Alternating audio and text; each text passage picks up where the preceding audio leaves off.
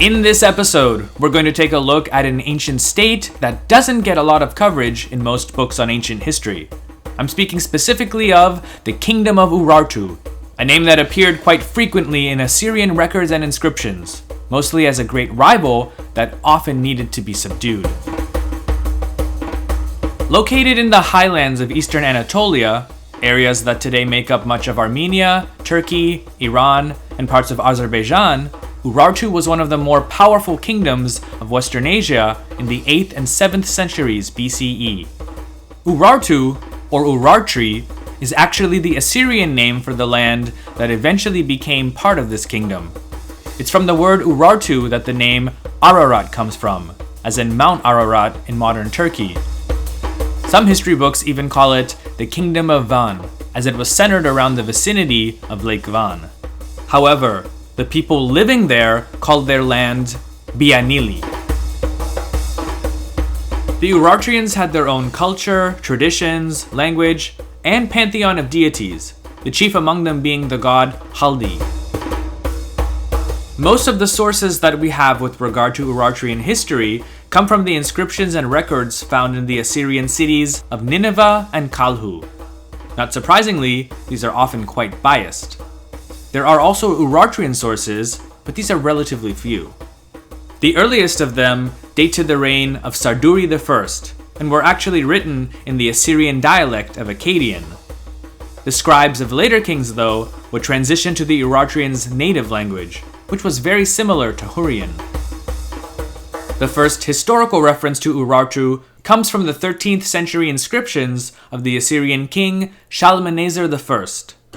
In his inscriptions, Shalmaneser claims that the Urartu rebelled against him and that he was able to conquer, or rather reconquer, 51 of their cities in a matter of just 3 days. Of course, they were probably not all walled cities. Most of them must have been smaller towns or villages. Later Assyrian kings would also campaign there and claim sovereignty over the land, which was rich in natural resources such as iron, copper, timber, stone, and silver, as well as good pasture lands for grazing cattle, goats, and breeding horses. Ultimately, Assyrian incursions into the region created too much instability for the Urartians, and so around the second half of the 9th century BCE, the petty kingdoms, cities, and towns of Urartu were consolidated into a single great kingdom. Urartu's first known king was Aramu, also pronounced Arame. He's believed to have ruled around the year 840 BCE from the city of Suginia and then later Arzashkun. Another Urartian king, Sarduri I, founded a dynasty that would go on to rule most of Urartu until its end sometime in the late 6th century BCE. Though his initial purpose may have been to defend the kingdom against Assyrian attacks, he soon adopted the role of an aggressor. Sarduri and his successors, especially his grandson Minua, embarked on campaigns of territorial expansion. The kingdom reached its greatest height between the years 787 to 766 BCE, during the reign of Minua's son and successor, Arjishti I. It's this king who built the famous fortress of Erebuni, where he proclaimed, "By the greatness of the god Haldi, Arjishti, son of Minua, built this mighty stronghold and proclaimed it Erebuni for the glory of Bianili and to instill fear among the king's enemies." Arjishti says, "The land was a desert before the great works I accomplished upon it. By the greatness of Haldi, Arjishti, son of Minua, is a mighty king, king of Bianili, and ruler of Tushpa." Such expansion, especially towards the south, inevitably led Urartu into conflict with Assyria. When you look at the map, you can see why.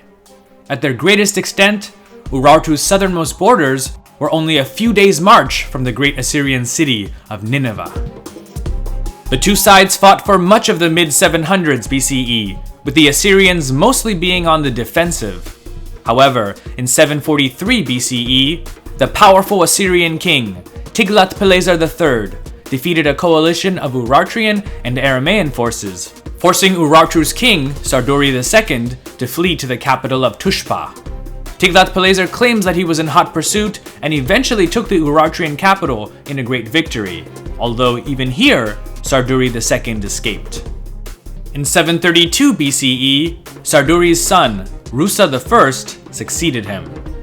It was a dangerous time to be the king of Urartu, because not only did Rusa have to deal with renewed Assyrian attacks, but also with a relatively new and extremely hostile people on his northern frontier, the Cimmerians, also commonly pronounced Cimmerians.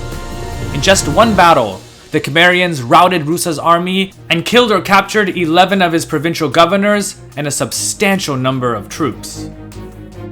News of the disarray and instability in Urartu reached the ears of Sargon II, who in 721 BCE became the new king of Assyria.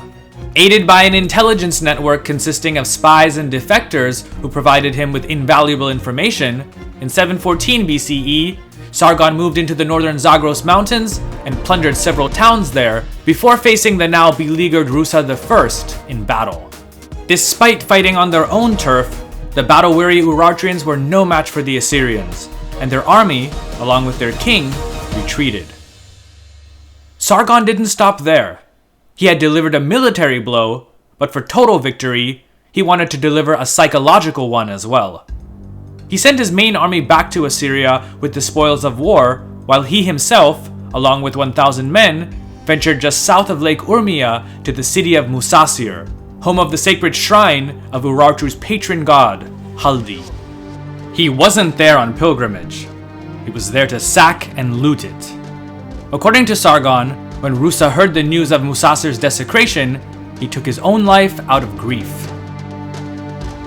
Of course, this can't be proven and may have simply been Assyrian propaganda to further break the morale of the Urartians. Despite all of these disastrous events, Urartu was still not fully conquered. Though not really able to challenge Assyria, Rusa's successor, Arjishti II, did launch several campaigns of his own, especially northeast of Tushpa, and his long, 34-year reign was one of reconsolidation of Urartian power. It's also believed that he had relatively good relations with the Assyrian king, Sennacherib, since the latter probably felt that a relatively stable Urartian state would be a good buffer between Assyria and the fierce nomads in the north, which included both Cimmerians and Scythians. This increased stability allowed his son and successor, Rusa II, to go on somewhat of a building spree.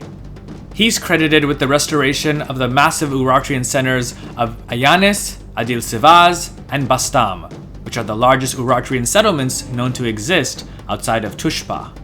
Relations with Urartu's southern neighbor, though, declined during the reign of Sennacherib's successor, Esarhaddon, who seized the land of Shubria, which historically had been part of Urartu.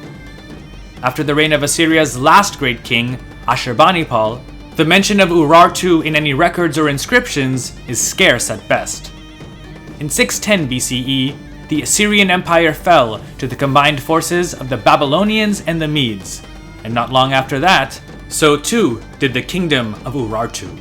It's not known exactly how this came about, but it's clear that the end was sudden and violent. Most Urartian cities and settlements were destroyed by fire at around the same time. However, it's not agreed as to who destroyed them.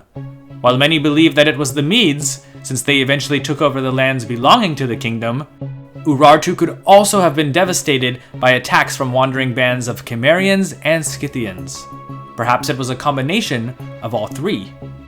What we do know is that after about 590 BCE, Urartu ceased to exist as a political entity, becoming part of the Median and later Persian satrapy of Armenia. However, its legacy and memory lived on for several centuries, if not longer. Urartian art was a great influence on both later Persian and Armenian styles.